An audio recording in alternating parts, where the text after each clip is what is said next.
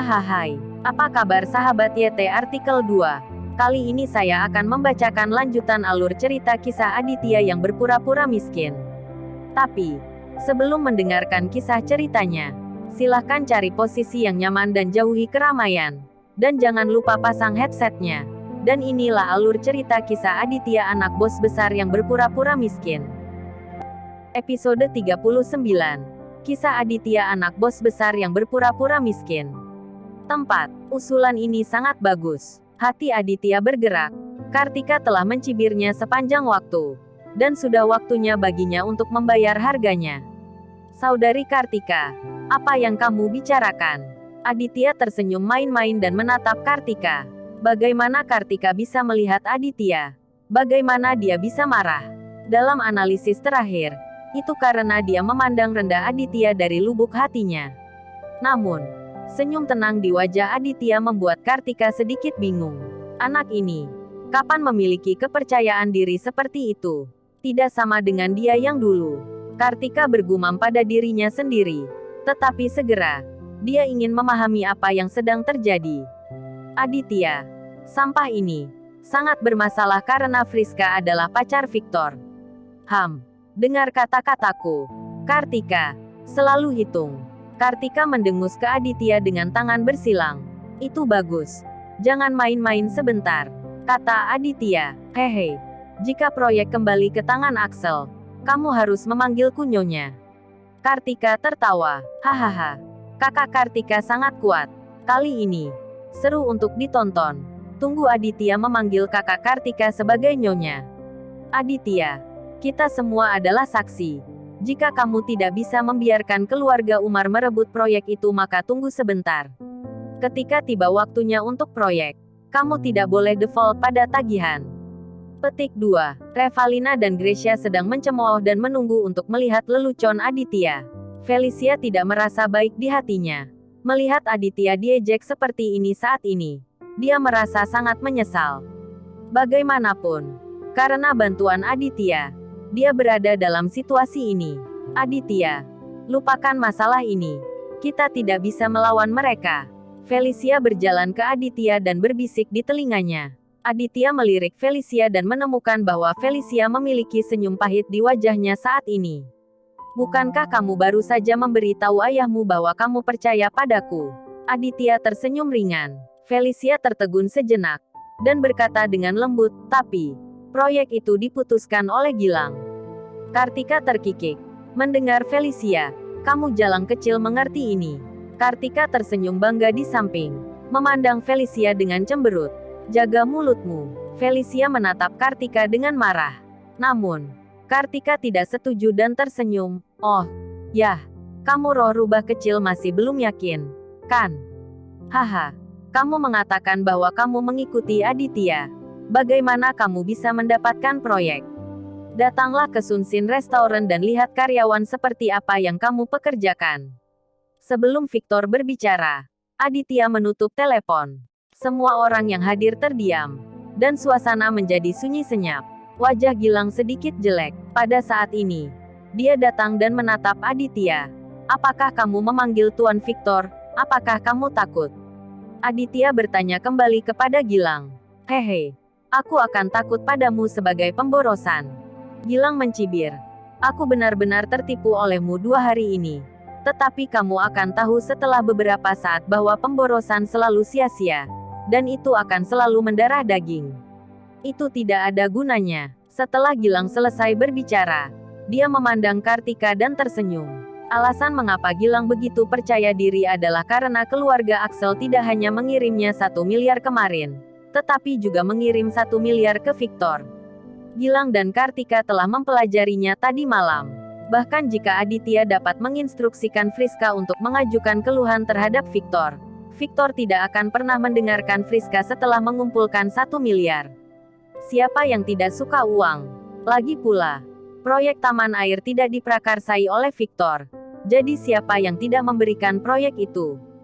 Victor tidak punya alasan untuk bergaul dengan uang. Aditya, apakah kamu tidak mengandalkan Victor untuk mengangkatnya? Victor mengangkatnya setelah beberapa saat. Mari kita lihat apakah dia mendengarkanmu atau mendengarkan Tuan Axel. Kartika memandang Aditya dengan bangga dan melanjutkan perkataannya. Bersiaplah. Tolong bicara lebih keras saat memanggil saya sebagai Nyonya. Revalina dan Gracia paling kencang tertawa. Ketika Revalina memutar pinggangnya dan berjalan mendekat, menepuk bahu Aditya. Hei, kataku teman sekelas lama. Setelah beberapa saat kamu mengenali saudara Kartika sebagai seorang Nyonya, apakah kamu harus memanggil saya Nona di masa depan? Gracia juga tertarik ketika dia mendengarnya, dan berjalan ke Aditya dan berkata, saya dan Revalina tetapi untuk generasi yang sama. Kamu harus panggil aku Nona Gracia sebentar. Aditya tidak berminat untuk memperhatikan mereka sekarang. Dan dia sekarang yakin bahwa Victor juga pasti telah disuap oleh keluarga Axel. Kalau tidak, bagaimana Gilang bisa begitu berani? Paman Victor, jika kamu sama dengan Gilang, yang juga menggelapkan dana dan menerima uang kotor, maka saya minta maaf. Kamu tidak akan lagi menjadi ketua. Aditya memikirkan hal ini di dalam hatinya, dan duduk di sana tanpa berbicara, menunggu kedatangan Victor. Kecepatan kedatangan Victor benar-benar cukup cepat, dan dalam waktu 15 menit, dia bergegas. Begitu dia memasuki pintu, Victor menyeka keringat di dahinya, menunjukkan betapa mendesaknya dia. Melihat Aditya, Victor sangat bingung, karena dia mendengarnya, dan tuan muda itu sedikit tidak senang di telepon. Melihat Victor datang, Axel sangat bangga. Menurutnya Victor telah dibeli oleh keluarganya. Tuan Victor, kamu di sini, hehe. Axel mengangguk dan membungkuk untuk menyambut Victor. Cukup mengenal ketua Universal International untuk sementara waktu. Tentu saja, Axel tidak akan melepaskan kesempatan ini untuk berpura-pura. Tanpa diduga, Victor bahkan tidak melihat ke arahnya. Tuan Aditya, cari saya. Victor mendekati Aditya dengan hormat, seperti seorang bawahan yang melihat atasan. Melihat adegan ini, mata Umar melebar. Tentu saja dia tahu siapa Victor. Ketua Universal International. Dia benar-benar terlihat seperti anak-anak di depan Aditya. Apa-apaan ini? Tampaknya teman sekelas putrinya benar-benar tidak bisa diremehkan. Felicia bahkan lebih terkejut, menatap Aditya dengan matanya yang indah. Sangat terkejut sehingga dia tidak bisa mengatakan sepatah kata pun. Gilang berkeringat dingin. Bukankah Tuan Victor menerima 1 miliar dari keluarga Axel? Mungkinkah 1 miliar masih tidak bisa menggerakkan hatinya? Dan dia masih ingin membantu Aditya. Gilang mengambil uang dari keluarga Axel dan secara paksa memberi keluarga Axel sebuah proyek yang seharusnya menjadi milik keluarga Umar. Apakah kamu tahu tentang ini? Untuk mengajukan pertanyaan, Victor mengangguk dan membuka tas travel yang dibawanya di depan Aditya. Di dalamnya ada tumpukan uang kertas berwarna merah dan cerah. Aku akan memberitahumu tentang ini. Keluarga Axel memberiku 1 miliar tadi malam. Dan aku tidak bergerak sama sekali. Kata Victor kepada Aditya. Aditya mengangguk. Sepertinya Paman Victor baik-baik saja. Dan dia dapat mengambil inisiatif untuk mengatakan pada dirinya sendiri bahwa dia tidak berniat korupsi sama sekali. Tidak apa-apa. Kamu bisa melakukannya. Aditya melambaikan tangannya dengan ringan. Axel tercengang. Ritme apa ini? Bagaimana bisa seorang pria yang tidak berguna memiliki kekuatan yang begitu besar? Bahkan bersenandung di depan Tuan Victor. Sebelum Axel sempat bereaksi, Victor menghancurkan tas travel yang berisi uang. Singkirkan uangmu yang bau. Bisakah aku disuap olehmu? Teriak Victor. Axel sangat marah sehingga matanya melebar. Tetapi dia tidak berani tidak menghormati Victor. Bagaimanapun, dia masih berfantasi tentang memenangkan proyek.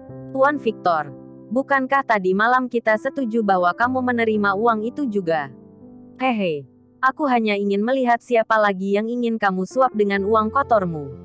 Sekarang aku tahu kepada siapa kamu berikan uang. Victor dengan senyum dingin berkata. Matanya menyapu Gilang. Gilang takut dan hampir buang air kecil. Dari Victor yang menyapa Aditya dengan sangat hormat, dia bisa melihat bahwa hubungan antara Victor dan Aditya sama sekali tidak seperti yang dikatakan Kartika. Bisakah Victor memuji Aditya seperti ini hanya dengan satu gertakan Friska? Benar-benar mustahil. Tuan Victor, suara Gilang bergetar saat dia menatap Victor dengan gugup. Victor tidak sabar dan menamparkan Gilang. Ini bukan hal yang berpandangan panjang. Tuan muda ingin memberikan proyek kepada keluarga Umar. Beraninya kamu membuat masalah. Berapa banyak uang yang kamu miliki? Katakan padaku. Berapa biaya yang kamu dapat dari keluarga Axel?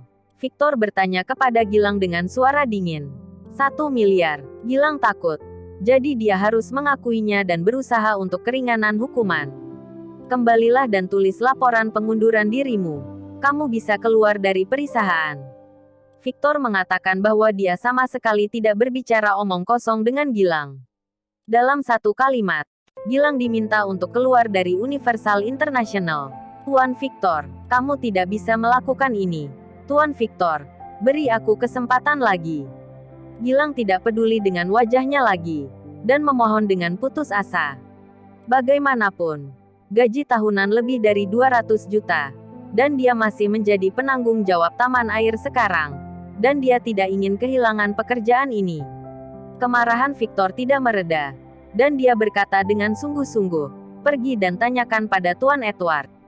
Gilang ingin membenturkan kepalanya ke dinding dengan penyesalan, tetapi dia tidak dapat mengetahuinya. Bagaimana mungkin limbah yang dikenali ini memiliki begitu banyak energi? Kakak ipar, tolong maafkan saya.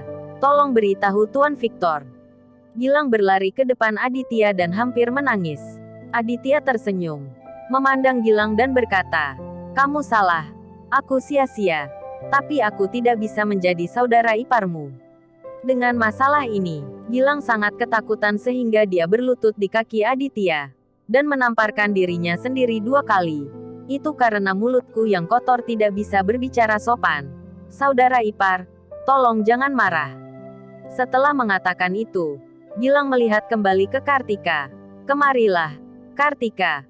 Kamu harus memanggil Aditya dengan sebutan Tuan. Bersambung.